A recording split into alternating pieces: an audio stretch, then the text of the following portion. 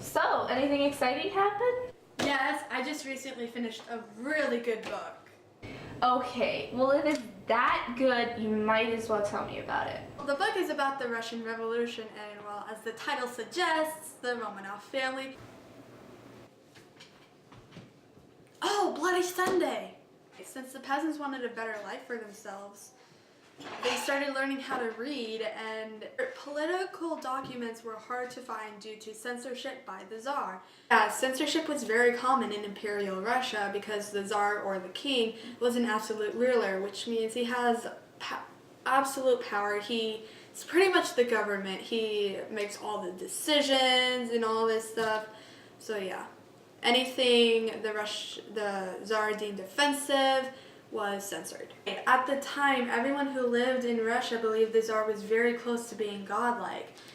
And on January 10th, 1905, 10,000 men, women, and children left their jobs and wouldn't return because they wanted an 8-hour work week, affordable housing, public education, and, well, better wage.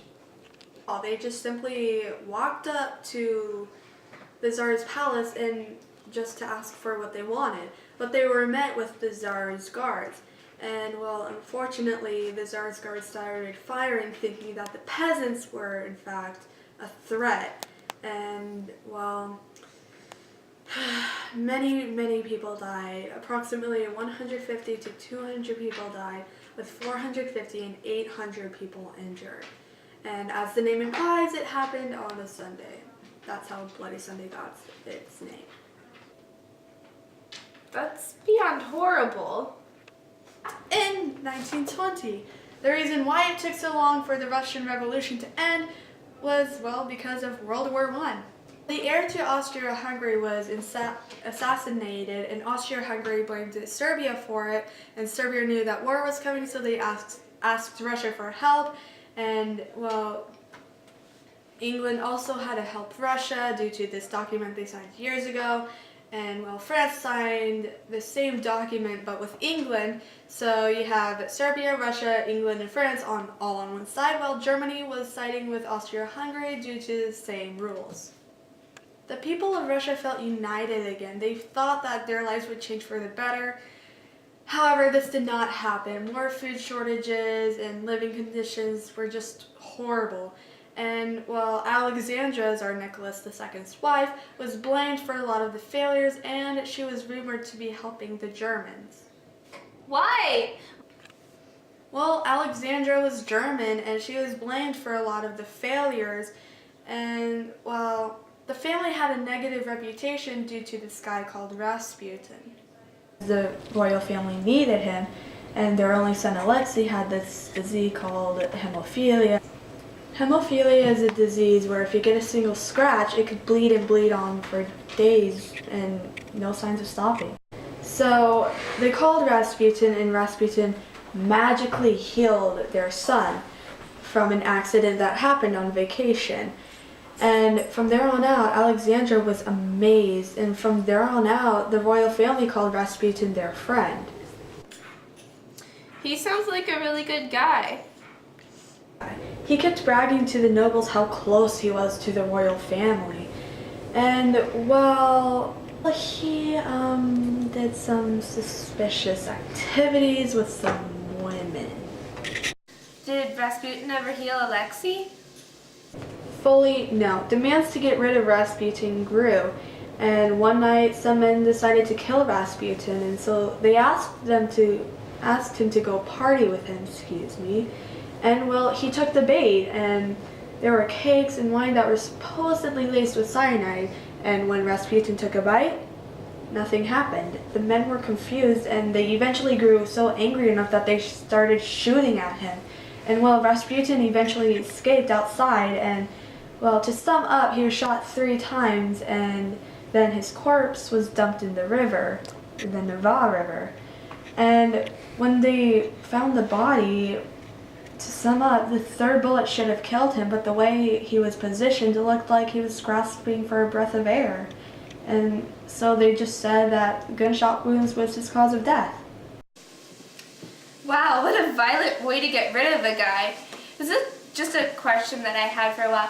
Were there any political parties in the revolution? Actually, yes. One of them being the Bolshevik Party, later known as the Communist Party. And contrary to popular belief, they did not start the revolution. Excuse me. And Lenin, one of their leaders, was not really a true leader. The entire party just wanted a better life for everybody. And the Bolsheviks did not want to put a dictator in place. They just, well, as I said before, wanted a better life. And they later assassinated the royal family. And then Lenin, who was part of the Bolshevik Party, as I've mentioned many times before already, became in charge of Russia after the royal family was dead. That makes sense. Was the family assassinated? Well, the royal family and many of their servants were locked in this house that was called a prison. And they were taken to a cellar that had 23 steps. And in fact, Nicholas ruled for 23 years. So, yeah, that's interesting. But anyway, the family was told that they were going to be evacuated later to another city. But that was just a lie made up by the Bolshevik Party. And then, with careful aim, Yakov Yurovsky shot every Romanov in the room and all their servants. And their corpses were soon discarded and destroyed, and no remains were found for many years. Did any of them survive? I've heard that one of the children escaped. That is not true. Many people have speculated for years that either Anastasia or Marie escaped. However, a team of scientists in 1976 looked for the remaining corpses, and they did find majority of the family in 1979. The only catch to this major discovery was in 1979, Russia was, well, the Soviet Union, and any mention of the Romanov family was simply forbidden. So nobody knew until years later after the Soviet Union fell in 1991. So who led Russia after the Romanovs were gone?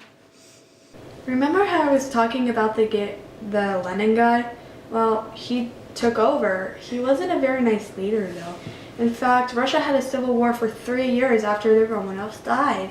And the Bolshevik Party became the Communist Party at this point.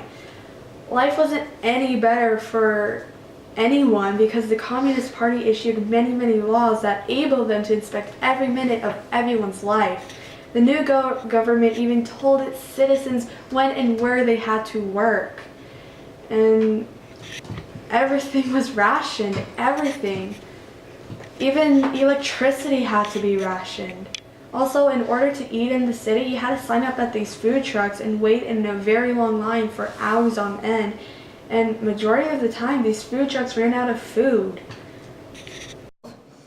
I do have one more question. Would you recommend the book? Did you like it?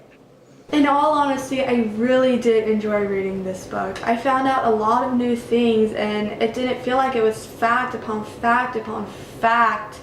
And it just felt natural, and it had a pretty good pace. The chapters have subheadings, which I really enjoy because I could stop in the middle of the chapter and not really be lost. And, well, each subheading foreshadowed and alluded to the next subheading, so you wanted to read more and more and more. And I thoroughly enjoyed every single bit of this book. It was amazing. Hi, Mom. Yeah, I'm still at Katie's house. Oh, okay. Bye. Sorry, that was my mom. Oh, it's okay. Are you leaving then? Yeah, I do have to go. Alright, well, let's go. Do свидания. Bye. Здравствуйте, меня зовут Katie. And, well, I just want to give a quick shout out to everybody who helped me with this project. I want to thank my brother for being the cameraman, and I want to thank my friend Cassianie for being featured in this video. And bye!